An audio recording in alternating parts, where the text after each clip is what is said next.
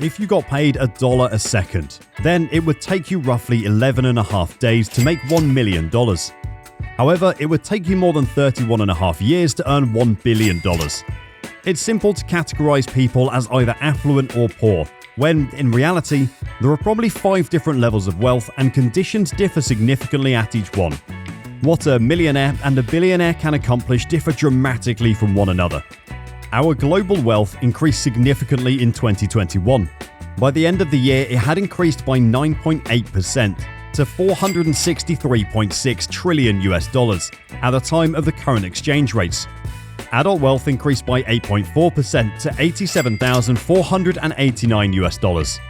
With exchange rate fluctuations taken into account, global wealth increased overall by 12.7% in 2021, the strongest yearly growth rate ever. However, factors like inflation, increasing interest rates, and trends in dropping asset prices might undo the strong growth of the previous year in 2022. A recession is imminent in 2023. In this video, we'll examine each of these income categories and examine how the extremely wealthy spend their money, including some of their strangest and most lavish purchases. But as you observe, you'll see that perspective is one of the largest shifts that occurs at each degree of wealth, because how much you earn affects how prices feel. Therefore, the difference between someone making $40,000 and someone making $400 million is 10,000 times greater, which implies to them $30 is the equivalent of purchasing a $300,000 Lambo. $10 million for a work of art? $1,000 feels like a lot. A $50 million Hamptons residence feels like $5. Now, have we given you some perspective? Let's start with the first class of rich people, the top 1%.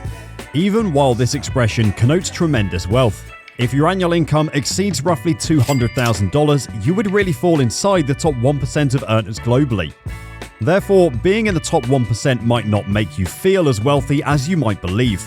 Sure, you can usually afford a good car and house, but such items come with higher expenditures, so you probably don't feel particularly secure about your finances, and you're probably still working a full-time job. As a result, wealth is now assessed in terms of net worth rather than income above this point, because the more wealth you have, the more assets you own, and it's likely that you don't receive a compensation for your work.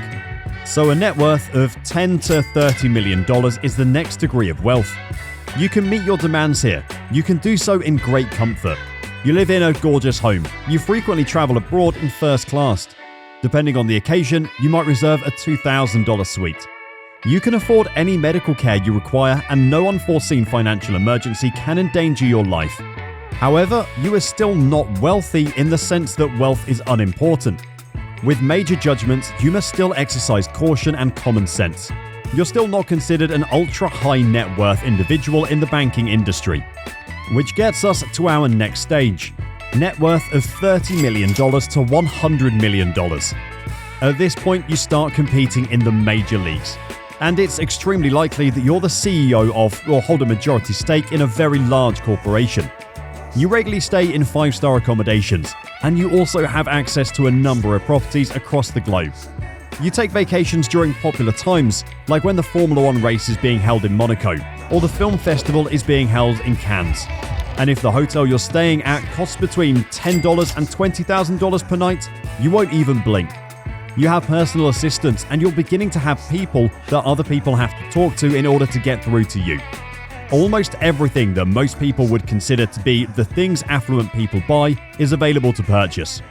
For instance, you can purchase any car, the most expensive jewelry, and so forth. You take a private flight instead of a first-class flight. Your social circle also dramatically alters at this stage. You presumably mix with members of Congress, senators, and local authorities. Within some very exclusive circles, you probably enjoy high regard. Interestingly though, while being surrounded by other extremely wealthy individuals, you could still feel underprivileged. Although your friend possesses a special edition Ferrari, of which only 5 were ever produced, you may have recently purchased a brand new Ferrari. While your millionaire friend recently had dinner with the president, you just had supper with the local governor. This leads us to the following level of wealth. Total assets between $100 million and $1 billion. Even if the broader public hasn't heard of you personally by the time you get to this position, you probably own or run a business that is well known in the neighborhood. At this point, you could be able to socialize with celebrities from the entertainment industry, actors and business elite. It is possible to perform almost any task with style. There are numerous homes with servants and expensive cars scattered over the globe. You can get a private island if you so choose. A private yacht will undoubtedly transport you there. Our previous video, The Most Expensive Thing in the World, serves as an example of the ludicrous stuff people in this financial category buy when they have this much money. At this level, collecting the rarest and most valuable objects is more significant than merely buying the priciest, most lavish items. Another choice is a $160,000 8 times a year special edition pen with 4,810 diamonds inside that costs $160,000. Or if you want to go even further, maybe billionaires choose to purchase the arts. Items like Damien's artwork depicting a dead shark and not simply priceless paintings. It's important to note that as of July 2022, there were approximately 3,311 known billionaires, a substantial increase from the number of billionaires on Forbes' annual rich list in recent years. The combined wealth of these 3,311 billionaires, according to Forbes, is $13.1 trillion, making them richer than the world's 5 billion poorest people put together. In 2021, the number of billionaires in the world increased by 3%. Let's look at what you can do with $1 billion now that we have a better understanding of its size. Basically, everything can be purchased. I do mean anything though.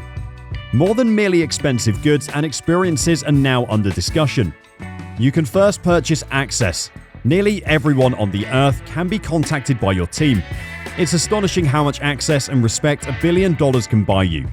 You could ask your people to contact someone within an hour, and they could do it. Not only are politicians, presidents, and heads of state involved, you might as well be a donor in their political campaigns.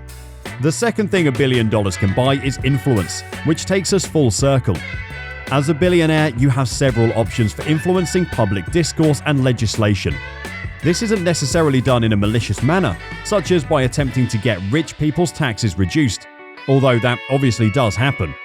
However, thanks to your riches and contacts, you have the power to affect major changes on a global scale, not just in politics.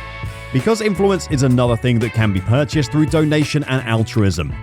Your contribution can genuinely alter many lives. The ability to effectively purchase time is one of the main disparities between billionaires that is sometimes ignored. There is simply nothing for you to wait on. Not a line, no lazing about. Just consider this. You can arrive at the airport anytime you like, get in your private jet, and be in the air and able to travel anywhere you want if you have one. The negatives of being this extremely affluent, though, are real, since no amount of money can make up for everything. Losing a loved one, losing your health, and realizing your own mortality are difficulties that no amount of money can fix. Death is the great equalizer. I believe it's worth giving it another thought if you are viewing this video and feeling depressed. Because we've covered a variety of wealth levels in this video, you're clearly not at the very bottom of the wealth pyramid if you're watching it. It's simple to gaze up and get angry that some individuals have so much more than us, but take a time to glance down the wealth pyramid. There are numerous levels. There are not just two groups. Additionally, you can be far wealthier than you believe compared to the majority of the world. Please join us for the next video. Thanks for viewing.